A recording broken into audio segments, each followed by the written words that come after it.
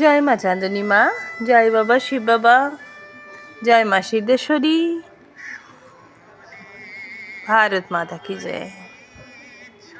আমাদের শান্তিপুর বাজারেও সিদ্ধেশ্বরী মন্দির আছে, খুব জাগ্রত। কিছুদিন আগে কিছু দুষ্কৃতী মায়ের মন্দিরে অ্যাটাক করে, শুনে খুব খারাপ লেগেছিল।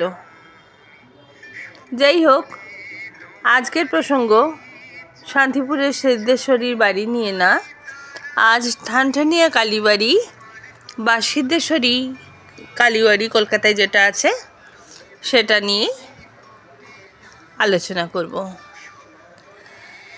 সিদ্ধেশ্বরী কালীবাড়িটা এমজি রোড মেট্রো স্টেশন থেকে হাঁটা 2-3 মিনিটের পথ, আর কলেজ স্ট্রিট থেকে বিধান সরণি দিয়ে যেতে হয়।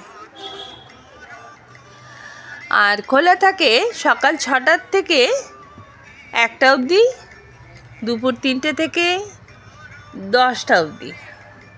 সন্ধ্যে আরতিও হয়, দুপুরবেলায় মায়ের ভোগও চড়ানো হয়, প্রসাদ খুবই সুস্বাদু। আর এই ঠনঠনিয়া কালীবাড়ি নিয়ে বিভিন্ন কথা প্রচলিত।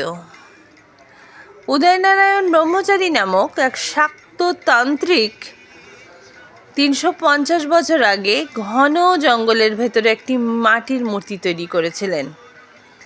চাঁদনী মায়ের মতনই 5টি খুলি বিশিষ্ট পঞ্চমুণ্ডের আসনে অধিষ্ঠাত্রী আছেন সিদ্ধেশ্বরী মা।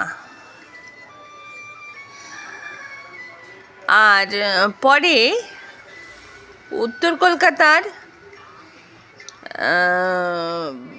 বাবু শঙ্করচন্দ্র ঘোষ মায়ের মন্দিরটি প্রতিষ্ঠিত করেছিলেন। ঘন জঙ্গল ছিল তখন, ডাকাতদের উপদ্রবও খুব ছিল।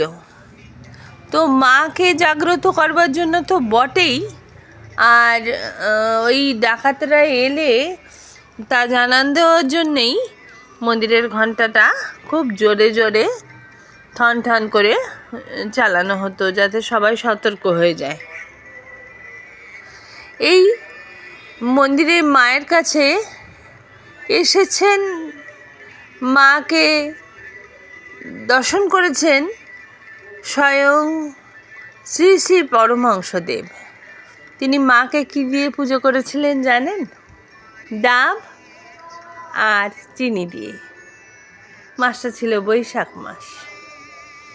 আর তাছাড়া সাধক গায়ক রামপ্রসাদও বারবার মায়ের কাছে এসছেন। কলকাতায় নন বেঙ্গলি মানুষরা এলে কালী মন্দিরগুলো সব দর্শন করেন। অনেক বিখ্যাত মানুষ বলেছেন, সেদিন আমি হরভজন সিং এর পডকাস্টে দেখছিলাম, উনি বলছিলেন যে আমার জীবনের সমস্ত কিছু ভালো এবং ভালো দিকগুলো শুরু হয়েছে কালী মাতার মন্দিরে প্রণাম করে। যখন সেটা অনেকেই বলেছেন, অনেক নন বেঙ্গলি মানুষরা মায়ের কাছে আসেন, মাকে দর্শন করেন। তো মা খুব জাগ্রত। সামনেই ভোট পুজো আসছে, তো দেখা যাক মার আশীর্বাদ কার সাথে থাকে। আর ভোট পুজো তো দিতে যাবেনই, কারণ গণতান্ত্রিক দেশে আমরা থাকি। গণতান্ত্রিক দেশে একজন নাগরিকের দায়িত্ব যেমন, কর্তব্যও তেমন, সঠিক মানুষকে ভোট দান করার। নিশ্চয় করবেন।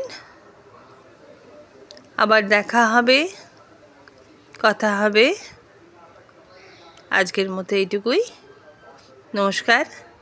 রসে বসে থাকবেন।